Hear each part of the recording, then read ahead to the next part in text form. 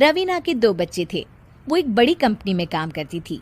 उसके ऑफिस जाने के बाद उसकी सास उसके बच्चों को संभाला करती, लेकिन रवीना को इसकी कोई कदर नहीं थी। एक दिन रवीना अपनी माँ से फोन पर कहती है, मम्मी क्या बताऊं, मेरी सास तो बिल्कुल अच्छी नहीं है।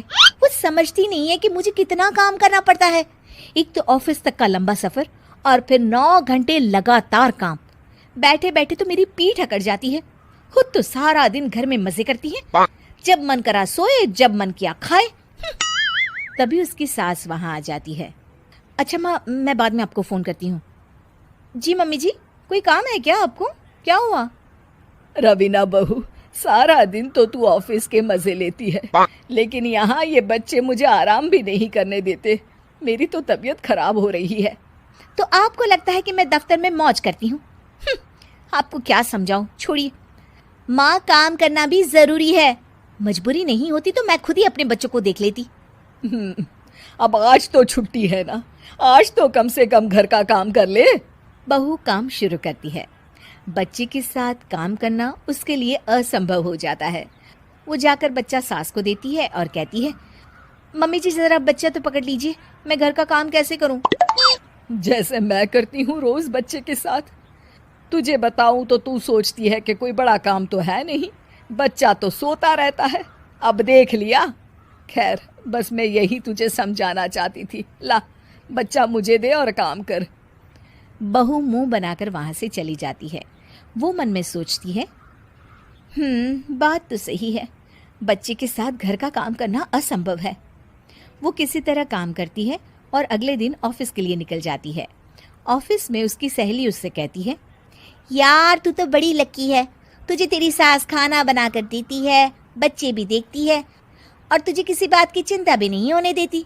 अरे क्या लकी, बदले में मैं उन्हें पूरी कमाई जो दे देती हूँ और अपने बच्चे से दूर रहती हूँ वो अलग। हर किसी को ना दूसरे की प्लेट में ज्यादा घी दिखता है। जा अपना काम कर। अरे फिर भी ये तो है, यहाँ हमारे बच्चे को मैं क्रैश में छोड़ती हूँ, हर पल डर लगा रहता है कि क्या कर रहा होगा। खैर चल, मुझे क्या।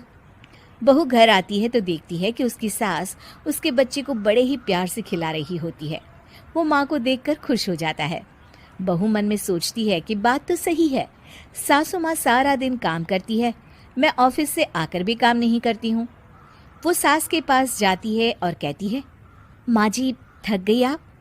और क्या, सारा दिन चक्कर घीनी की तरह पूरे घर में घूमती रहती हूँ और अब उम्र भी नहीं रही। लेकिन चल तू बता, क्या हुआ, कुछ काम है क्या? बहू कुछ नहीं कहती, मुस्कुराकर वहां से चली जाती है। लेकिन अगले दिन सुबह सुबह बहू सास से पहले उठकर उन्हें चाय देती है। अरे आज सूरज कहाँ से उगा है, तू पहले उठ गई? चल अच्छा किया, मरने से पहले तेरे हाथ की चाय तो पी ली। चलो अब चलकर किचन में लगूं। माँ जी, आपको आज से काम करने की जरूरत नहीं है।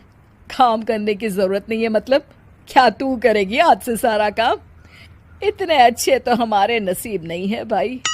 नहीं माँ जी, मैं नहीं करूँगी, ना ही आप करेंगी, बल्कि ये करेगी।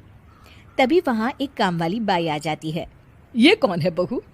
माँ जी, ये नौकरानी है और आज से सारा काम यही करेगी। मुझे माफ़ कर दीजिए माँ जी, मैं नहीं समझ पाई कि आप थक जाती हैं। आज से आप सिर्फ आराम करिए और मुन्ने के साथ खेलिए।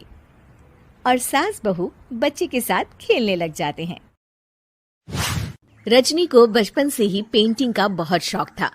वो हमेशा से ही पेंटर बनना चाहती थी, पर उसके माँ और पिताजी ने उसको कभी भी इस चीज के लिए सपोर्ट नहीं किया और उसकी शादी नीरव से हो गई।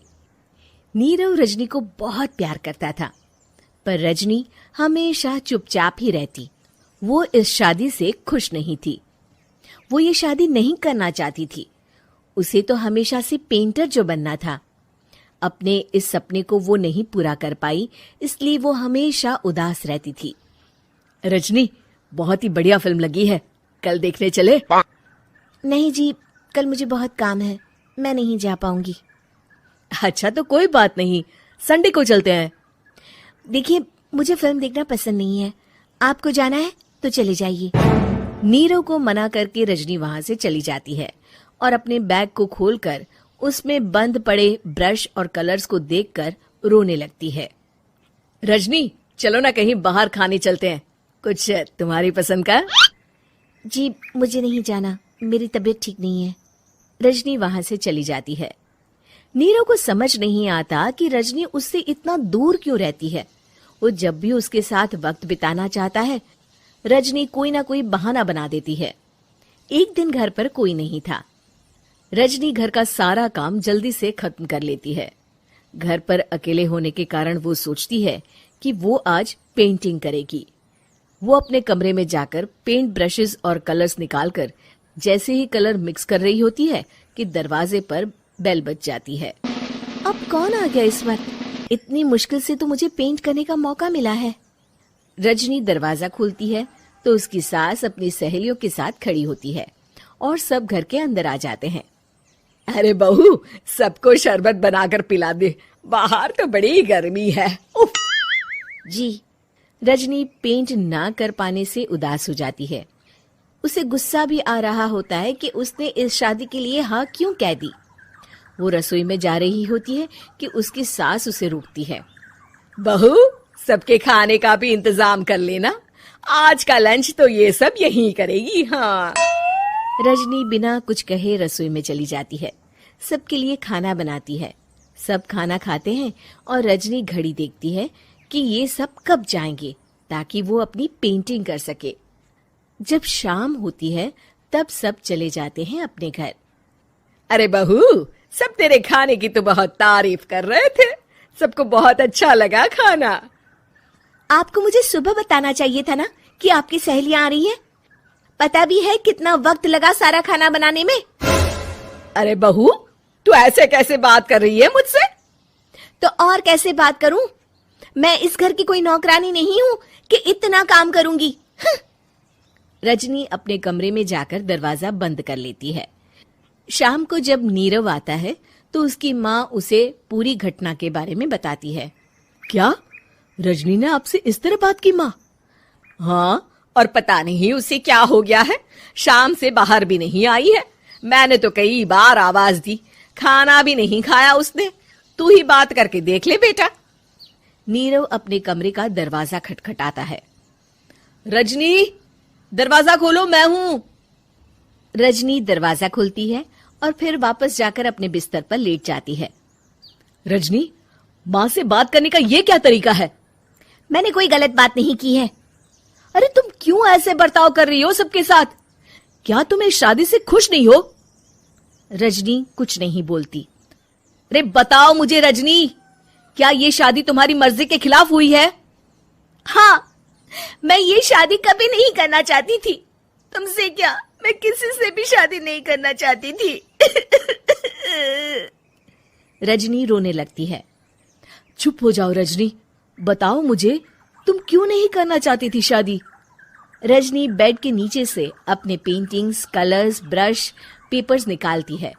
इतने में उसकी सास भी कमरे में आ जाती है। ये देख रहे हो, ये थे मेरे सपने। मैं पेंटर बनना चाहती थी, पर माँ पापा ने कभी सपोर्ट नहीं किया और मेरी शादी करवा दी। मेरे सारे सपने टूट गए। हर वक्त बस गुस्सा आता रहता है मुझे। मैं जानती हूँ कि आप लोगों की इसमें कोई गलती नहीं है, पर मैं क्या करूं, मुझे समझ में नहीं आता।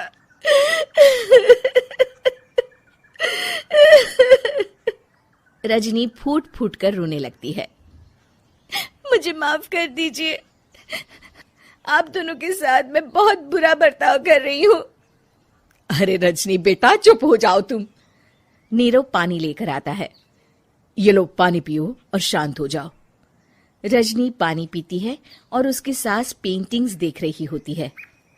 अरे नीरव, हमें तो पता ही नहीं था कि हमारी बहू कलाकार है। अरे कितनी अच्छी पेंटिंग्स बनाई है, देखो तो। ये वाली तो मैं अपने कमरे में ले जाऊंगी। आपको ये पेंटिंग्स अच्छी लगी? अच्छी नहीं, बहुत अच्छी लगी। और तुमने हमें बताया क्यों नहीं? तुम जब चाहे पेंटिंग कर सकती हो रजनी। हम तुम्हारे सपनों को पूरा करने में तुम्हारा पूरा साथ देंगे। हाँ बेटा, हम कला की कद्र करते हैं। हम कलाकार तो नहीं, पर मुझे गर्व है कि मेरी बहू एक कलाकार है। रजनी, नीरव और सास तीनों हंस पड़ते।